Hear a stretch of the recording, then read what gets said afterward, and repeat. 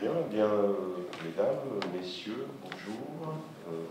Public nombreux ce soir, bonjour mesdames, bonjour messieurs. Je en profite pour présenter à tous tous nos vœux, sincères de santé surtout, et de bonheur, bien évidemment. C'est impressionnant ce qui se passe ce soir, n'est-ce pas?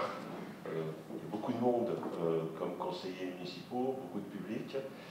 C'est une grande première, donc voilà. Donc écoutez, c'est pas sans émotion, hein. Évidemment que joue cette première séance de conseil municipal de l'Aiguillon-la-Presqu'île, parce que c'est quand même quelque chose d'historique. Ça sera d'ailleurs marqué dans l'histoire. Et donc voilà comment va se dérouler cette première séance de conseil municipal. Donc on va procéder d'abord à l'installation du conseil municipal, puisqu'il faut le faire. Aujourd'hui, il existe 2 conseils municipaux des communes déléguées, donc on va installer le nouveau conseil municipal de l'Aiguillon-la-Presqu'île. Ensuite, on procédera à l'élection du maire. Dans un troisième temps, on va fixer le nombre des adjoints. On procédera à l'élection des adjoints par scrutin de liste. Et puis enfin, on fixera le lieu de réunion, donc désormais, du nouveau conseil municipal de l'Aiguillon-la-Presqu'île. Donc, la commune donc, déléguée de l'Aiguillon-sur-Mer assure la présidence de l'ouverture du conseil municipal, le siège de la commune nouvelle étant déclaré à l'Aiguillon-sur-Mer. Donc, je déclare la séance ouverte.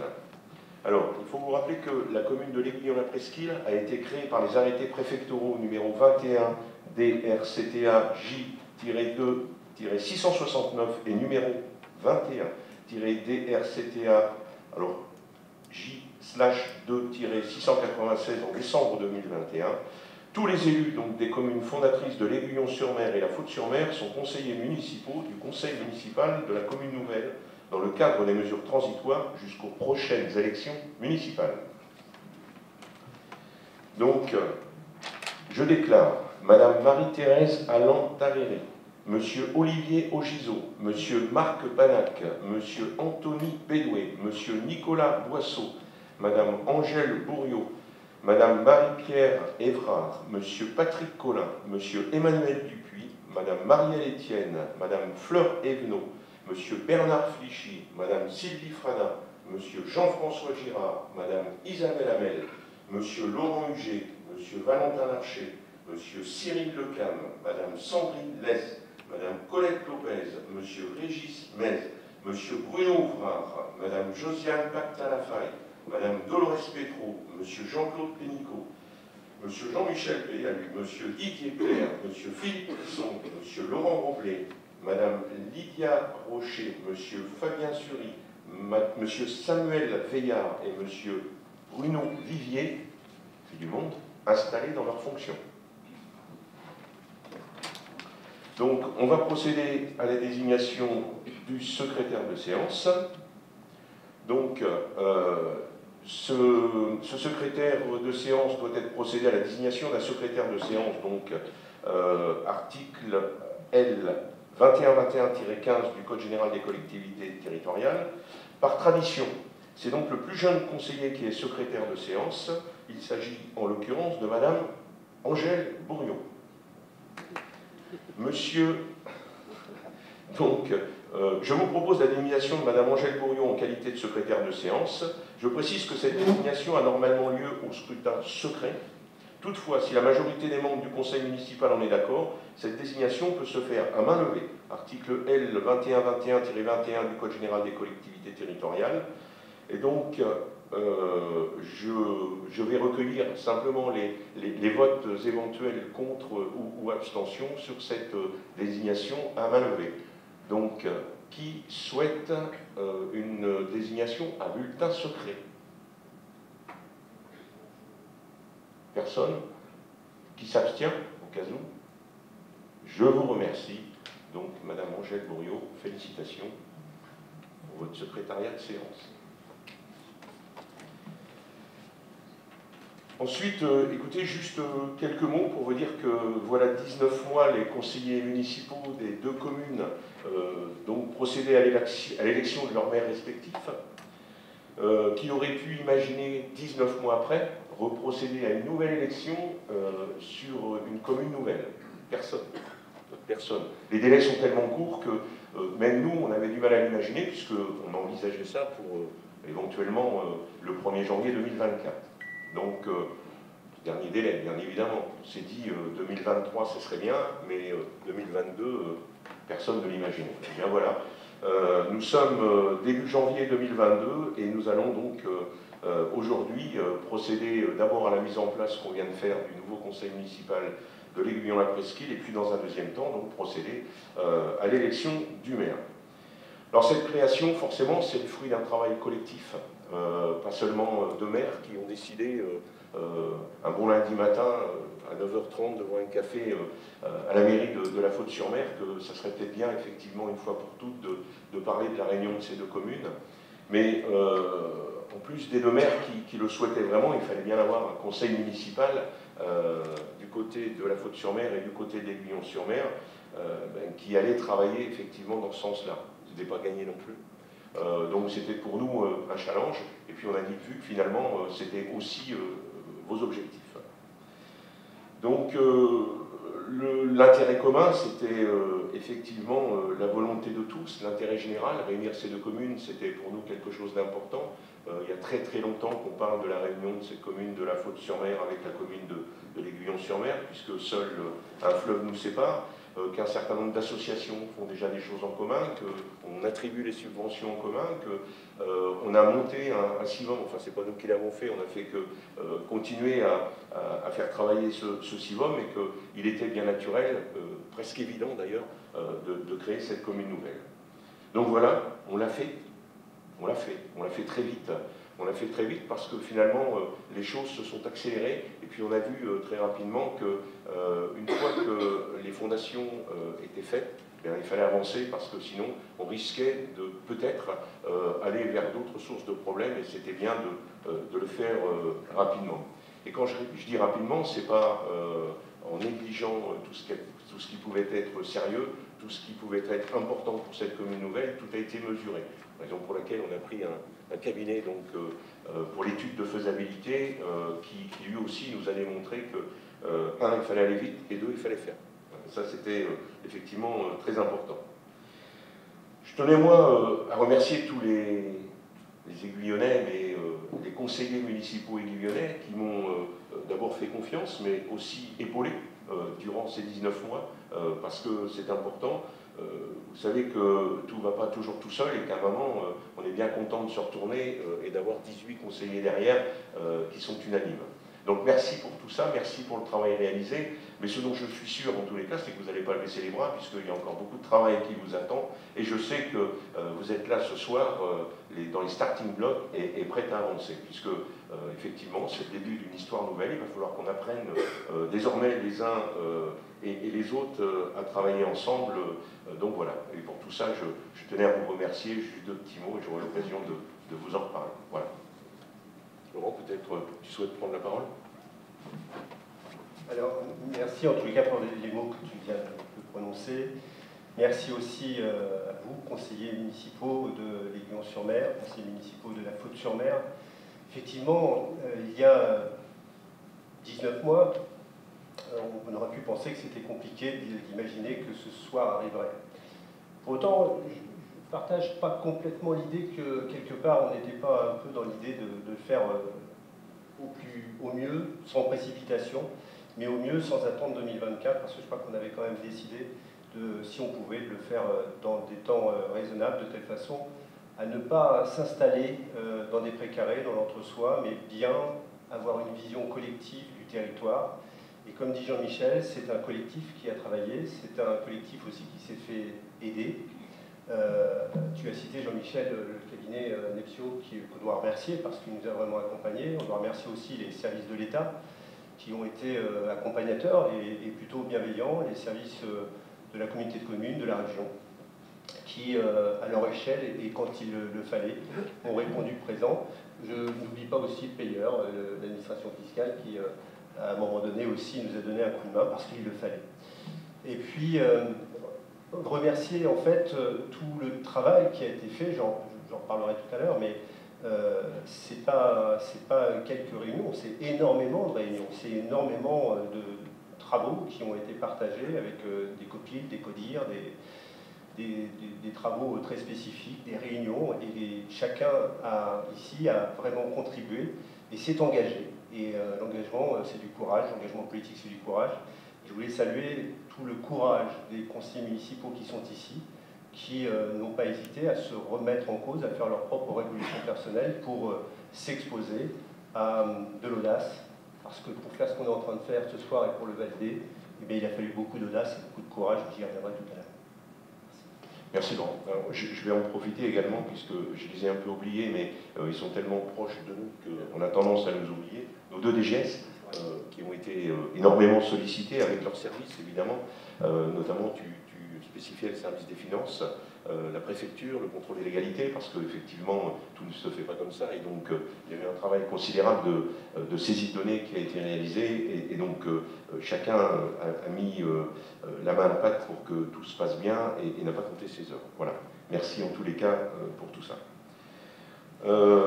Donc on va continuer donc par l'élection du maire. Donc c'est la raison pour laquelle on va céder la présidence au plus âgé des membres présents du conseil municipal. Donc ça c'est l'article L2122-8 du Code général des collectivités territoriales. Et c'est monsieur Jean-François Girard qui en assurera la présidence. Je le remercie avec beaucoup de respect. Et Jean-François, je lui disais, mais combien tu vas en mettre en place des maires ?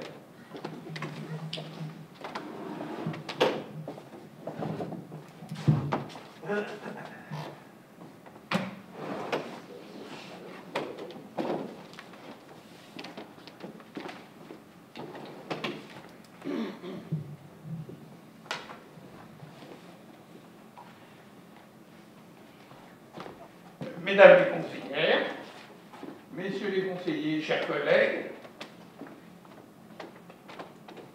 c'est donc ma position de doyen d'âge de notre Assemblée qui me vaut l'honneur de participer au premier pas de ce Conseil et plus généralement de la commune nouvelle.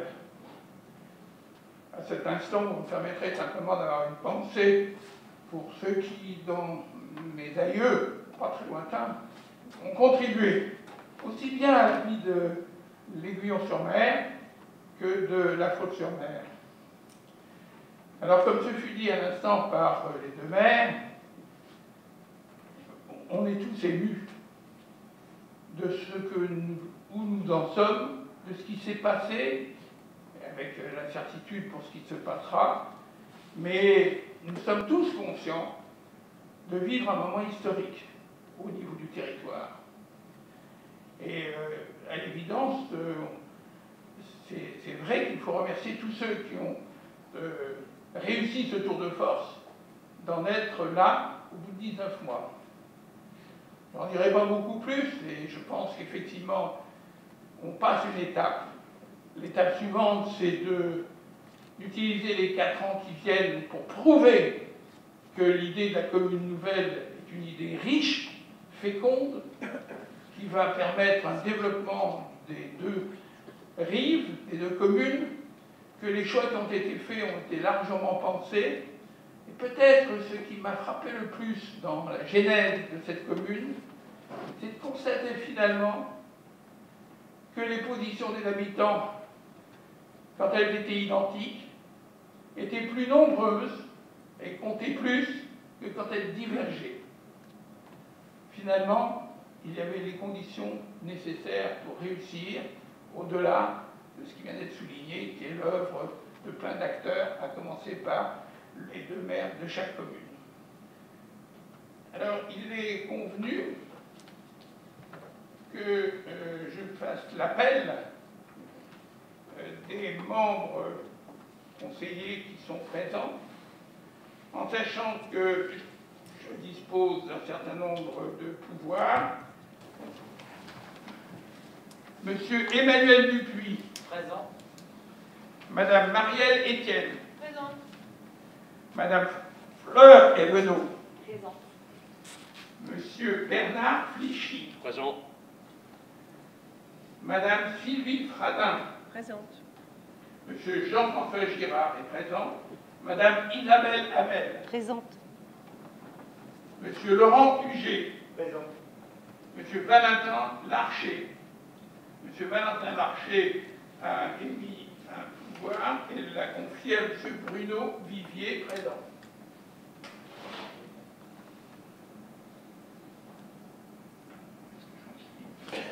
Ensuite, monsieur Cyril Lecam a également rédigé un pouvoir au bénéfice de madame Sandrine Less, ici présente. Donc, madame Sandrine Less, madame Colette Lopez, monsieur Régis Mez a rédigé un pouvoir au bénéfice de monsieur Fabien Sury, présent. Voilà. Monsieur Bruno Ouvrard. Présent. Madame Pacta Lafay. Présent. Madame Dolores Petro. Présent. Monsieur Jean-Claude Pénicaud. Présent. Monsieur Jean-Michel Sédalu. Présent. Monsieur Didier Plaire. Présent. Monsieur Philippe Plisson. Présent. Monsieur Laurent Roblet a rédigé un pouvoir confié à monsieur Piédalu.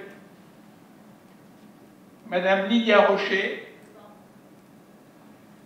Monsieur Fabien Sury. Monsieur Samuel Veillard. Absent, n'ayant pas fait parvenir de pouvoir. Monsieur Bruno Vivier.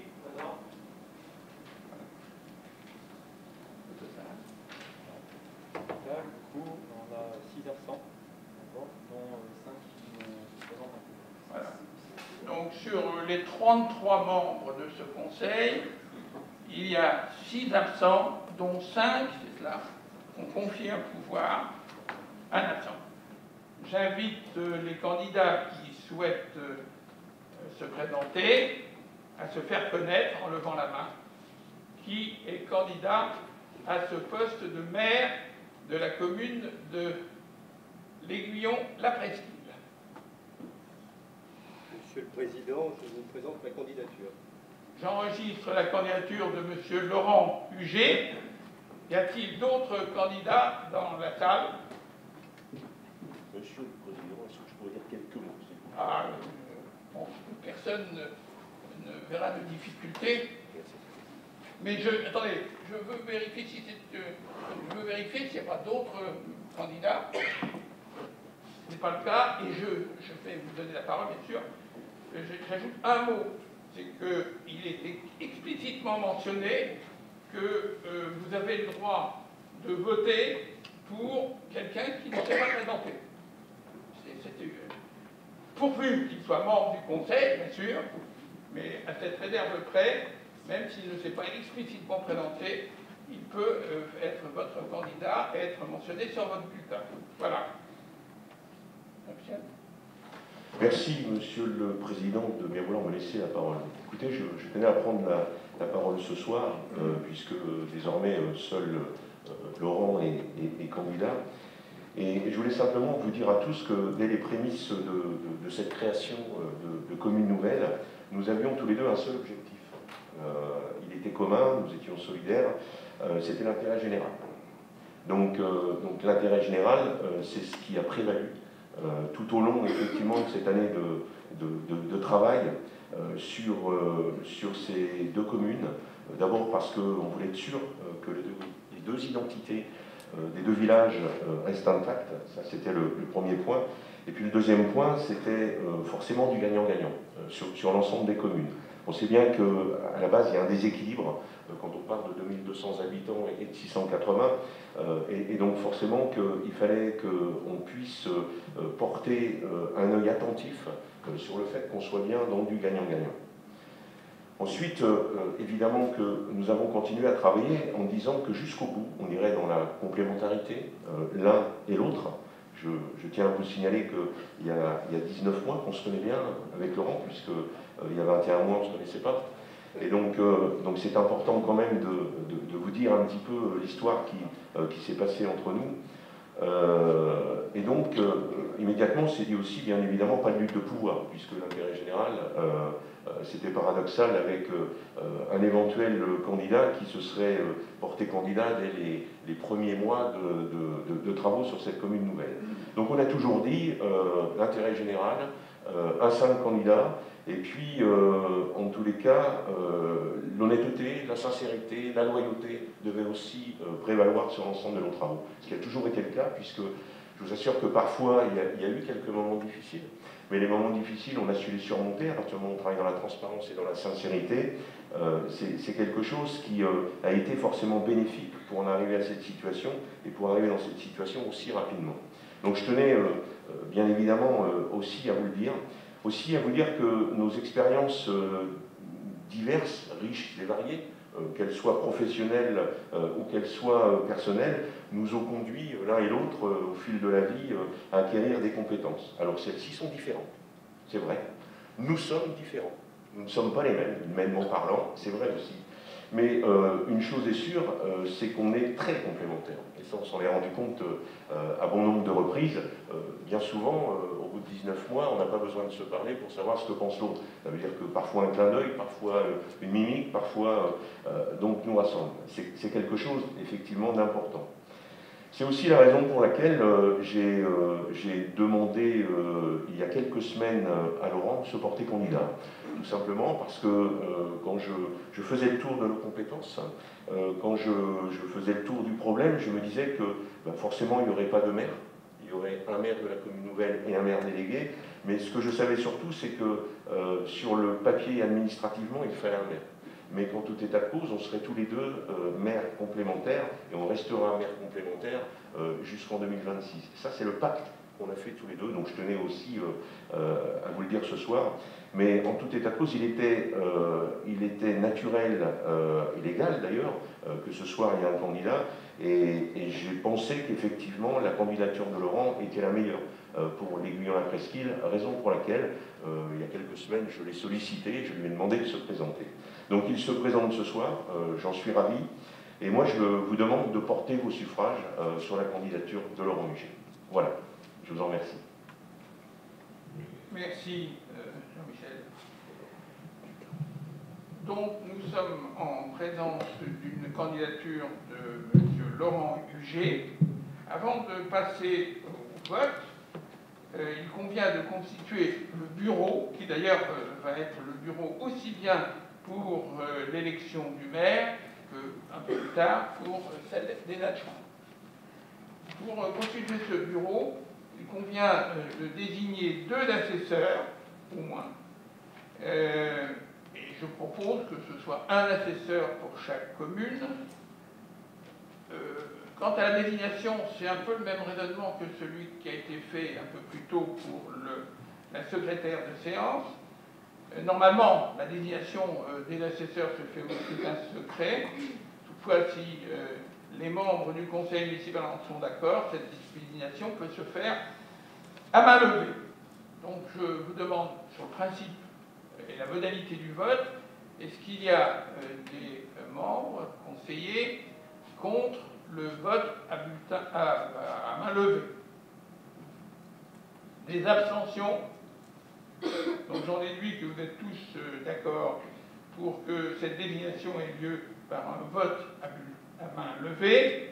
Et il est proposé la désignation donc, de 2 assesseurs, M. Marc Banac pour la commune déléguée de l'Aiguillon-sur-Mer et Mme Marie-Thérèse Allard-Tarreri pour la commune déléguée de la Faute-sur-Mer.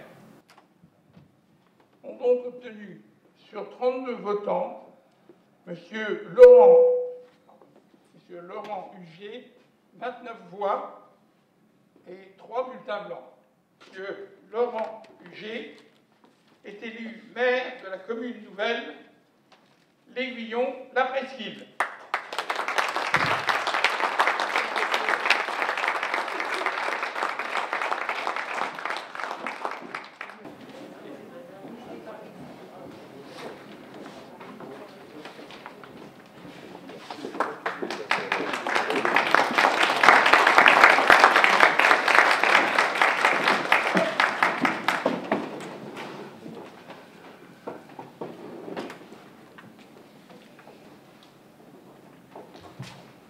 Monsieur le maire de l'Aiguillon-sur-Mer, cher Jean-Michel, Mesdames et Messieurs les élus, chères Aiguillonnaises, chers Aiguillonnais, chères Fautaises et chers Fautais, chers amis.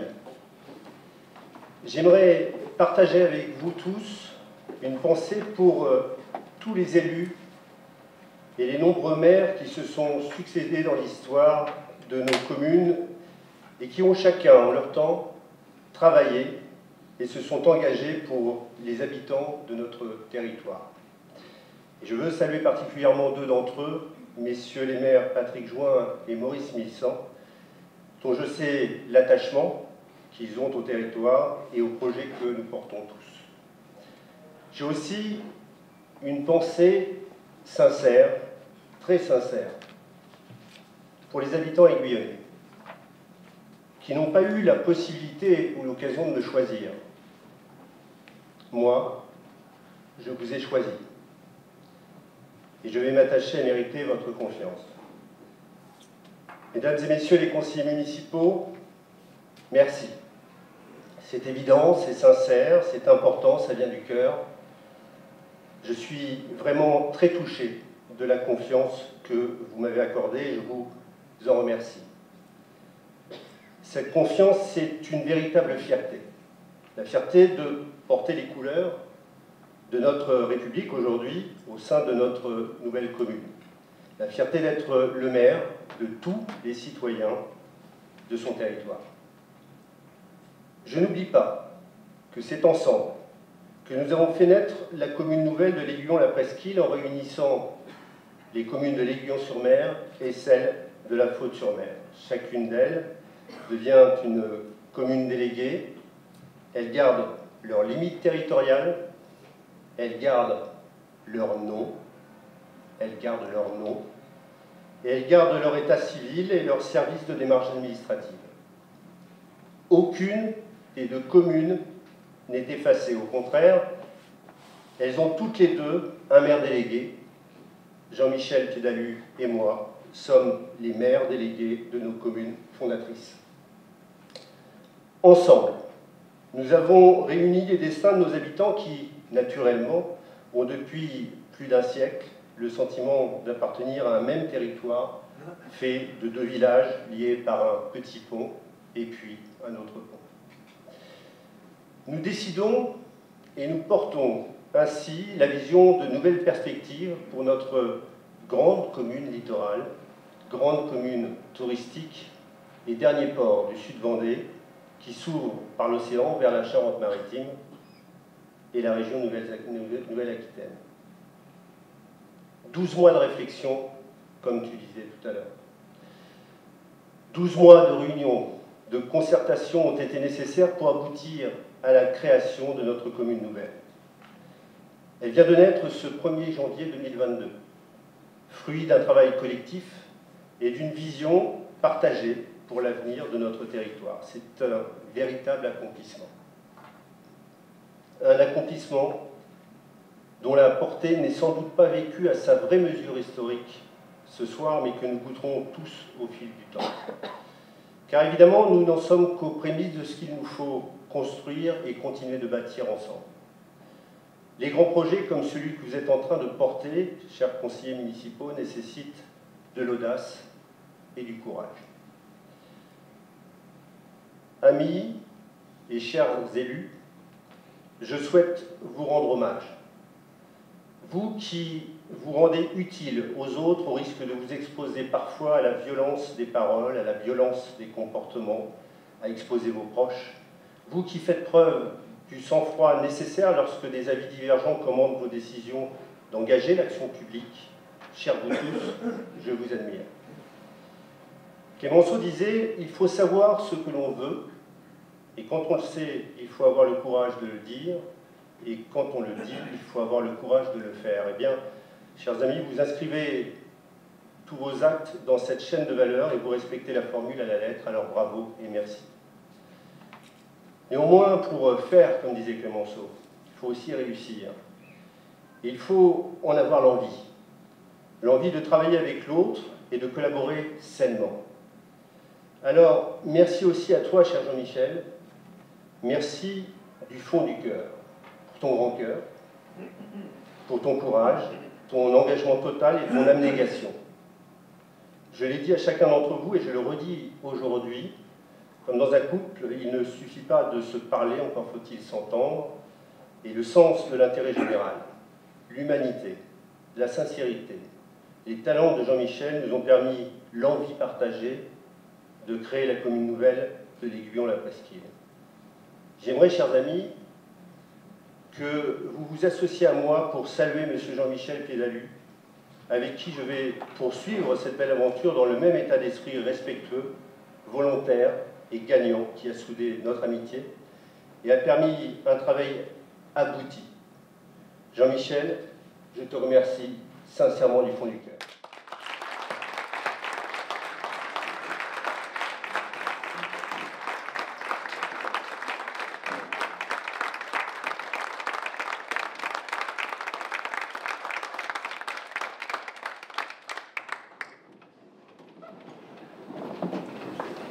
Parce que c'est ensemble que nous avons voulu nous réunir pour créer une collectivité plus dynamique, au sein de laquelle le bien vivre, le mieux vieillir, dans un environnement respecté et sécurisé, soient les maîtres mots.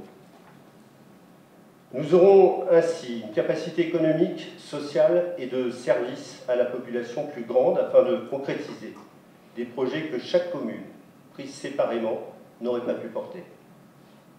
D'autre part, nous bénéficierons d'une représentation auprès de l'État, des autres collectivités ou les établissements publics associés beaucoup plus conséquente. Nous allons poursuivre notre travail dès mardi prochain et nous allons l'organiser autour de grandes thématiques qui devront répondre aux différents besoins de santé et de nouveaux médecins, de sécurité, de protection des habitants et des biens, ayant bien conscience de la situation géographique particulière de notre belle et merveilleuse commune, exposée évidemment au risque des aléas climatiques. Et l'Aiguillon-la-Presqu'île doit devenir un modèle exemplaire de résilience. Besoin de services à la population, de services nouveaux. Besoin de la vie éducative, de la jeunesse, de la culture et du sport, de l'action sociale. Trouver des réponses aussi aux besoins dus au vieillissement de notre population, compte tenu de l'impérieuse urgence de préserver et favoriser des services nouveaux pour les personnes les plus fragiles. Mais le travail devra se développer aussi dans d'autres secteurs, et notamment dans les finances. Finances afin d'assurer à la fois la maîtrise des bons équilibres et aussi la recherche et l'obtention de nouvelles subventions afin de permettre les grands projets. Aussi, le travail sera intense dans la dynamique territoriale et touristique, afin de retrouver rapidement le statut de ville touristique classée que nous avons perdu au 1er janvier du fait de la création de la commune nouvelle, et avec pour objectif de bénéficier d'un surclassement démographique dans la strate des communes de 20 à 40 000 habitants. Vous comprenez la dimension que prend la commune nouvelle. Il nous faudra parfaire, toujours dans ce département, l'offre de plage, l'offre d'animation d'été et des ailes de saison, développer le projet de résidence hôtelière des Amourettes et l'accueil des saisonniers, faciliter le développement du commerce et de l'emploi sur notre commune. Avec ce nouvel élan, déjà ressenti, et l'arrivée de nouveaux habitants, il nous faut répondre et anticiper à d'autres besoins, et notamment l'entretien de notre patrimoine et de nos équipements et de nos cimetières. Le maintien à niveau de notre exceptionnel équipement de traitement des eaux usées, la réorganisation et le développement économique de nos ports, des ports à sec réunis, qui doivent former un seul port qui deviendra une destination et un point de départ vers l'extérieur. Enfin, il faudra assurer la concrétisation des grands projets d'aménagement, d'urbanisme et d'environnement. Ils permettront par exemple de mieux faire découvrir et valoriser notre patrimoine naturel, exceptionnel, tout en préservant notre biodiversité, notre agriculture, nos métiers de la mer.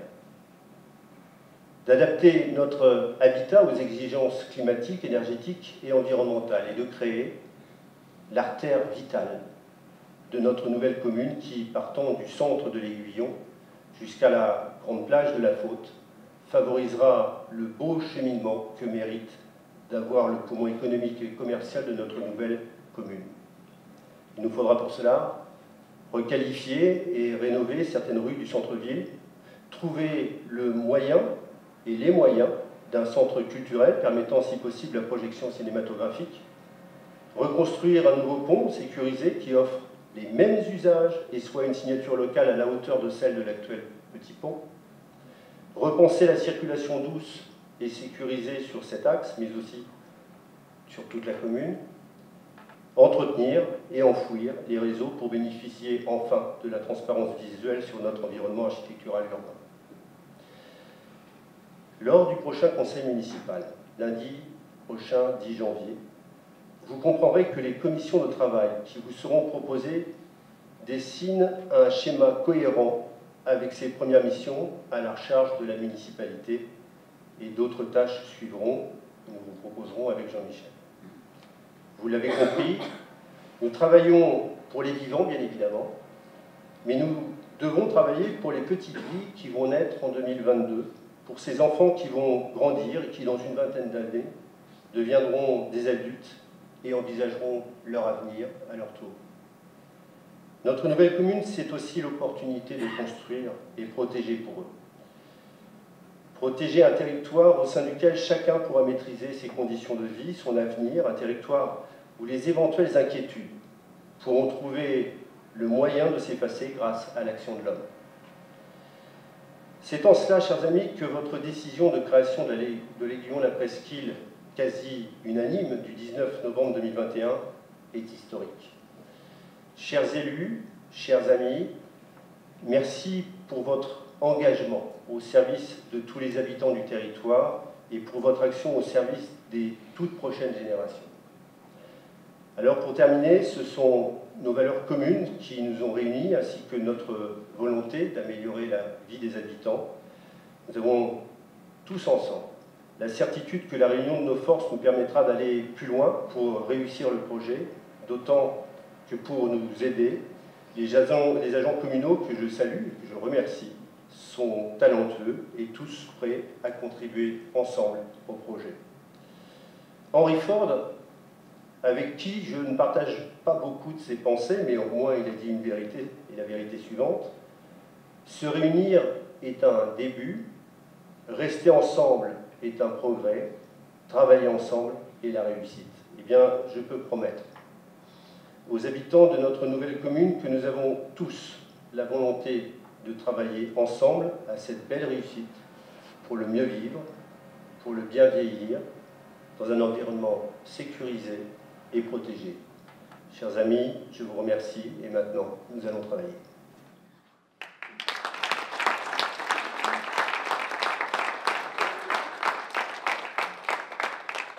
Alors, je reprends ta présidence, cher Jean-François Girard. Et je vais vous proposer de lire la charte de l'élu local. Les élus locaux sont des membres des conseils élus au suffrage universel pour administrer librement les collectivités territoriales dans les conditions prévues par la loi. Ils exercent leur mandat dans le respect des principes déontologiques consacrés par la présente charte de l'élu local, qui est l'article L 1111-1-1 du CGCT.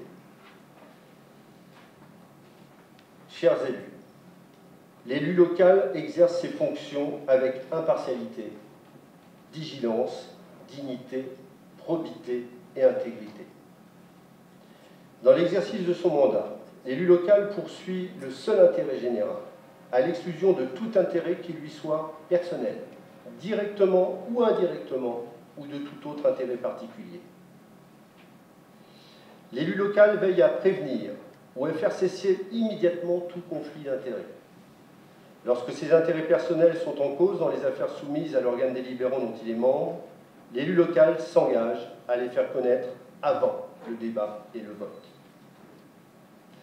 L'élu local s'engage à ne pas utiliser les ressources et les moyens mis à sa disposition pour l'exercice de son mandat ou de ses fonctions à d'autres fins. Dans l'exercice de ses fonctions, l'élu local s'abstient de prendre des mesures lui accordant un avantage personnel ou professionnel futur après la cessation de son mandat et de ses fonctions. L'élu local participe avec assiduité aux réunions de l'organe délibérant et des instances au sein desquelles il a été désigné. Issu du suffrage universel, l'élu local est et reste responsable de ses actes pour la durée de son mandat, devant l'ensemble des citoyens de la collectivité territoriale à qui il rend compte des actes de décision pris dans le cadre de ses fonctions.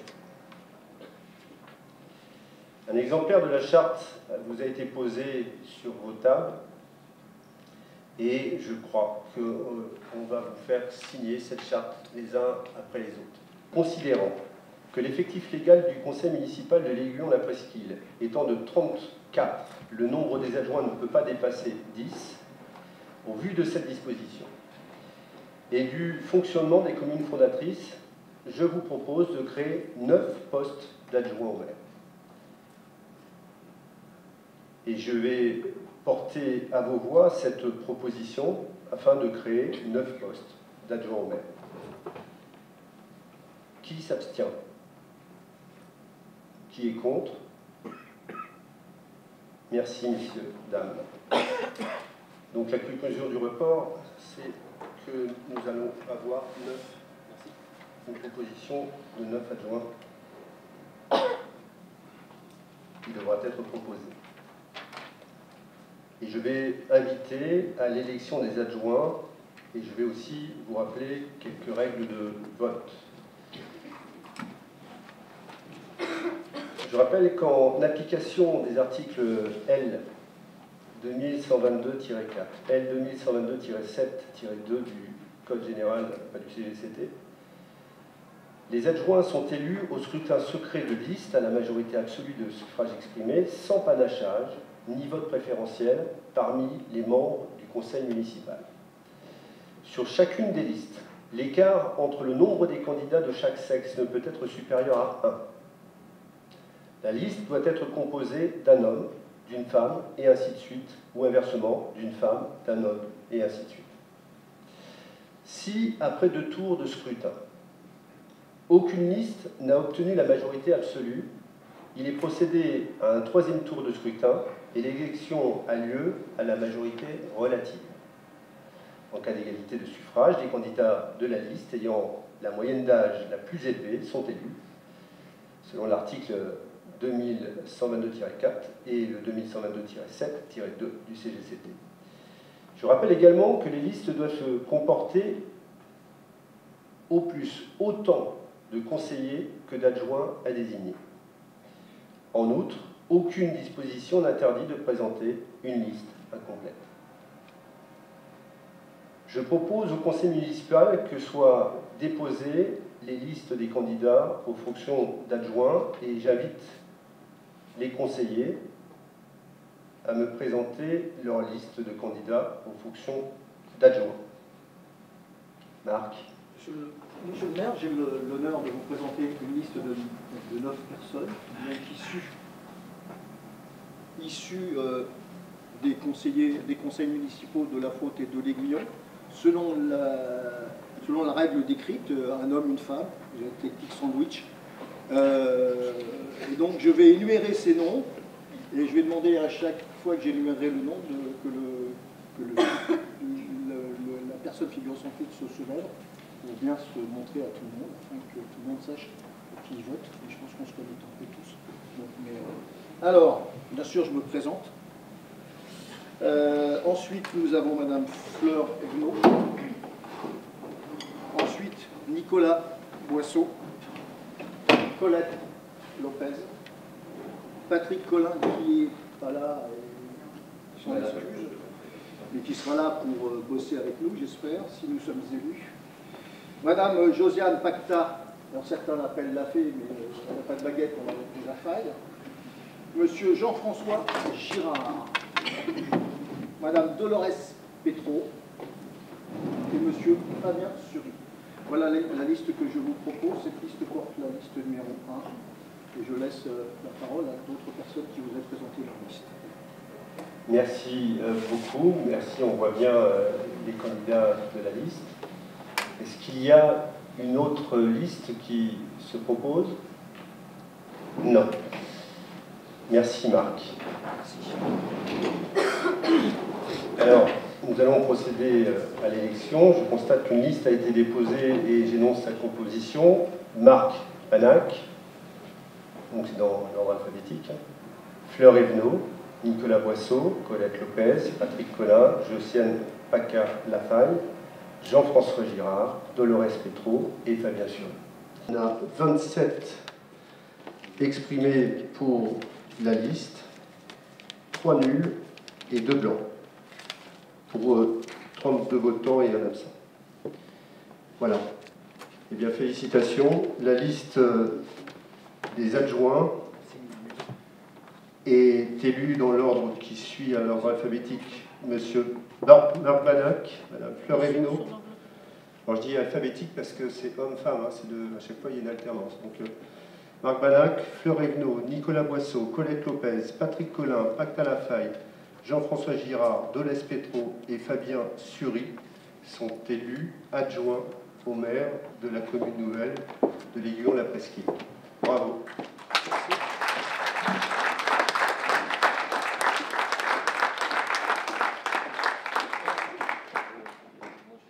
Je voudrais faire la remarque que j'ai déjà faite préalablement à cette réunion ce soir et que je crois, dans laquelle je crois, c'est que ou bien on choisit l'ordre alphabétique, et c'est un choix, ou bien on numérote de 1 à X. Mais les deux à la fois fait que M. Zoé ne sera jamais en tête de liste, et donc il y a quelque chose qui parce qu'il ne faut pas se leurrer, la numérotation de 1 à X est quelque chose qui reste. La première demande qu'on fait quand à un adjoint, c'est quel numéro tu as. Bon, on était d'accord, c'était en tous les cas exprimé dans certaines réunions auxquelles j'ai participé, sur l'ordre alphabétique. Mais à ce moment-là, on n'a pas besoin de numérotation. Mais peut-être il y a des règles administratives, mais je trouve que ce sont deux règles qui se culbutent. Ok. Alors, en fait, je répète comme on l'a fait dans le même état d'esprit qui était le nôtre avec Jean-Michel. On n'a jamais eu une course au 1, 2, 3, etc. En tout cas, entre nous, pas du tout. Et en ce qu'il s'agit de l'élection des adjoints, on vous a tous reçus et c'était bien, et vous regardez, il suffit de regarder, on n'a pas cherché à faire 1, 2, 3, 4, 5, 6 et à donner des numéros, on a plutôt imaginé que chaque adjoint aurait un périmètre, que ce périmètre avait bien plus d'importance de savoir s'il était 2, 3, 1 ou autre. Donc on est parti sur cette idée de partir sur, il suffit de lire, sur l'alphabet.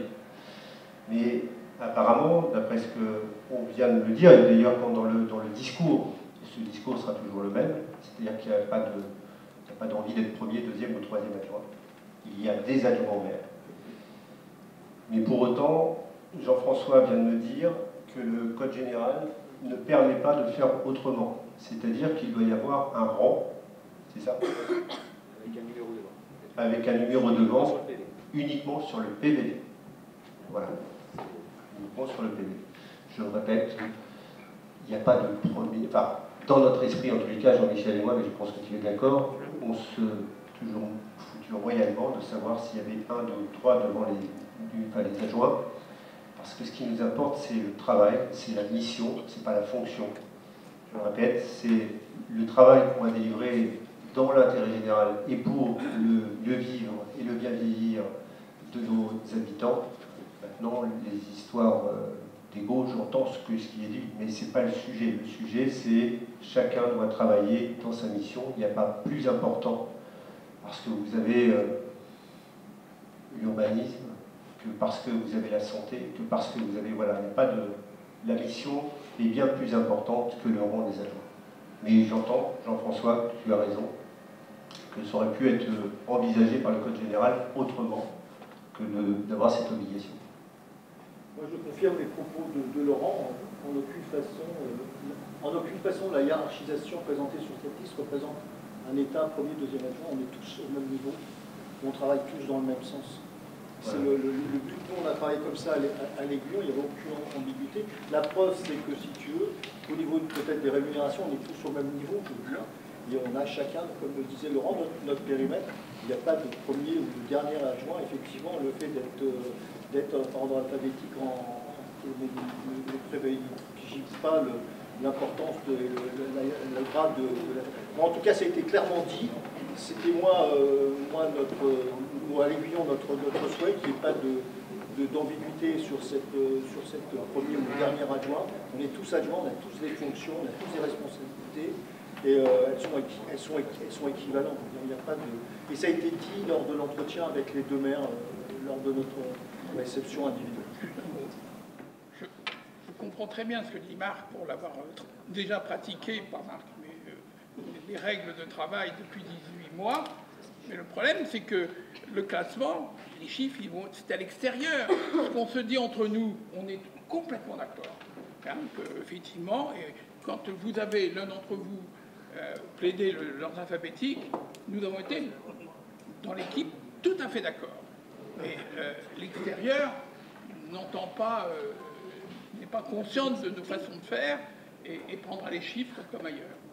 Alors, juste pour rebondir, dans l'ordre du tableau, si on parle du tableau, le maire délégué, Jean-Michel, maire de l'Aiguillon, est automatiquement dans le rang 2 et donc efface l'ensemble des adjoints.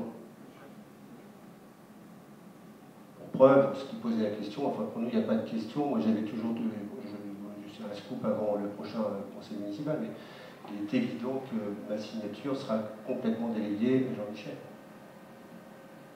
Que les pouvoirs de UG seront les pouvoirs de Guédalu, et Guédalu auront les pouvoirs de UG, enfin, voilà, il n'y a pas de sujet là-dessus.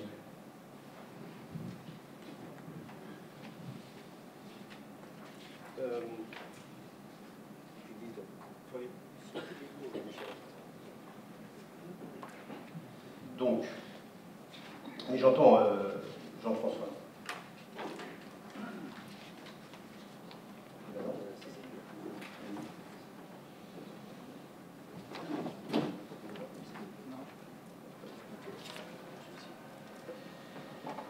Alors, j'énonce le tableau du conseil municipal, justement. Laurent Huget, maire de la commune de l'Aiguillon, la Presqu'île, et maire délégué de la commune de la Flotte-sur-Mer. Monsieur Jean-Michel Guédalu, maire de la commune déléguée de l'Aiguillon-sur-Mer. Monsieur Marc Banac, et je vais lire la liste des adjoints, dans l'ordre alphabétique. Marc Banac, Fleur Evenot, Nicolas Boisseau, Colette Lopez, Patrick Collin, Madame Pascal Lafaille, Jean-François Girard. J'ai mal dit? Non, j'ai bien dit? Parce que moi, c'est mal écrit. Hein. Pas oui, il y a une coquille. Oui, il y a une coquille. C'est pas grave, je le récupère. Monsieur Jean-François Girard, Madame Dolores Petro, Monsieur Fabien Sury. Je viens de vous nommer les adjoints dans l'ordre alphabétique. Et puis ensuite, je vais vous nommer l'ensemble des conseillers municipaux. Madame Sandrine Less, Monsieur Jean-Claude Pénicaud, Madame Marie-Pierre Évrard, Monsieur Bernard Flichy, Madame Marielle Etienne, Monsieur Samuel Veillard, Madame Marie-Thérèse Tarelli, Monsieur Bruno Vivier, Monsieur Didier Plaire, Monsieur Philippe Plisson, Madame Angèle Bourriot, Monsieur Valentin Larcher, Monsieur Anthony Bédoué, Madame Lydia Rocher, Monsieur Régis Nez, Monsieur Olivier Ogiso, Madame Sylvie Fradin, Monsieur Bruno Ouvrard, Monsieur Laurent Roblet et Madame Isabelle Hamel. Voilà, je dois en principe suspendre la séance pendant quelques minutes pour qu'on imprime le PV d'installation. Donc vous êtes libre pendant 2 minutes. Voilà. Merci. Pendant qu'on fait signer aux assesseurs les procès-verbaux, je vais vous proposer de délibérer sur la fixation du lieu de réunion du conseil municipal de la commune nouvelle. Parce que je rappelle que selon l'article L2 121-7 du CGCT, le conseil municipal se réunit et délibère à la mairie de la commune. Il peut également se réunir et délibérer à titre définitif dans un autre lieu situé sur le territoire de la commune, dès lors que ce lieu ne contrevient pas au principe de neutralité qu'il offre des conditions d'accessibilité et de sécurité nécessaires et qu'il permet d'assurer la publicité des séances. Avec la création de la commune nouvelle, la salle du conseil municipal de l'Aiguillon-sur-Mer, siège de la commune nouvelle, n'est pas adaptée pour accueillir les 34 élus que nous sommes dans des conditions définies à l'article L 2121-7. Et je vous propose de désigner, d'ailleurs à ce sujet c'est très impressionnant, c'est-à-dire que vous ne voyez peut-être pas, mais avec Jean-Michel on en parlait, c'est extrêmement impressionnant d'être assis là, face à vous, parce que vous êtes nombreux, et c'est pas que vous m'impressionnez, mais le tout impressionne quand même, parce que ça fait grosse commune quand même, hein. Il y a un côté solennel qui est imposant. Et je vous propose de désigner la salle polyvalente, celle-ci, située avenue Amiral Courbet, à Aiguillon-sur-Mer, comme le lieu définitif accueillant les séances du conseil municipal. Et donc, je soumets à vos voix cette désignation de salle polyvalente afin de savoir si vous êtes d'accord pour qu'on puisse définitivement recevoir le conseil municipal de la commune nouvelle de l'Aiguillon-la-Presqu'île, ici. Qui a des questions? Alors, je passe aux voix. Pas de questions. Alors, qui s'abstient? Qui est contre? Eh bien, merci. On fera tous nos conseils municipaux jusqu'à nouvel ordre ici, à l'Aiguillon-la-Presqu'île, dans cette salle. Eh bien, je vais conclure, puisque je dois vous donner la date prévisionnelle du prochain conseil municipal. Soyez prêts pour le 10 janvier 2022, un conseil municipal ici qui sera copieux, extrêmement intéressant, parce que c'est là où vous allez comprendre et voir les périmètres de chacun, le travail de chacun. D'ailleurs, il y a un petit boulot qu'on fait tous les deux demain matin avec les DG pour justement organiser le travail municipal, afin que dès mardi prochain, on puisse être au travail de façon efficiente. En tout cas, en efficience, on va jouer efficacité. Ici, on est très bon, on sera efficient, tant mieux. L'ordre du jour, à moins que vous ayez des questions, ou est-ce que quelqu'un veut prendre la parole avant que je ferme l'ordre du jour de la séance? Pas de prise de parole? Eh bien voilà, l'ordre du jour est épuisé, l'ordre du jour de notre premier conseil municipal est épuisé. Je vous remercie d'avoir participé à ce moment historique, je le rappelle. Je salue encore une fois la population aiguillonnaise et la population fautaise, et je l'amène à suivre l'entièreté de nos débats et de nos travaux à travers les prochains conseils municipaux, à travers la prochaine communication et les prochaines communications que nous ferons sur les points à date du travail municipal. Voilà, il est 21h44, on a un petit peu de retard par rapport aux prévisions. Je ne sais pas, j'ai vu marqué il est 21h15, des gens ambitieux, c'est bien, il faut être audacieux et ambitieux. Et je remercie la secrétaire de séance, Angèle Bourriot, d'avoir été secrétaire de séance. C'est pas la bonne, toujours la plus jeune. J'ai connu ça, mais c'est il y a longtemps. Voilà, voilà, merci. Bravo.